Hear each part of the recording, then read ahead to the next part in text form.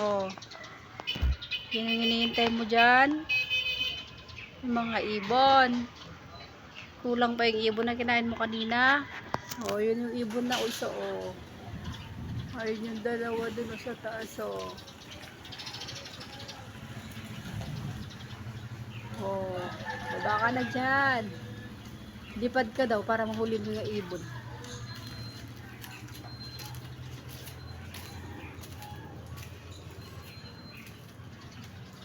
Oh, baba ka na dito. Baba ka na. Oh, dyan ka na lang. Hintayin mo yung ibon para mahuli mo ulit.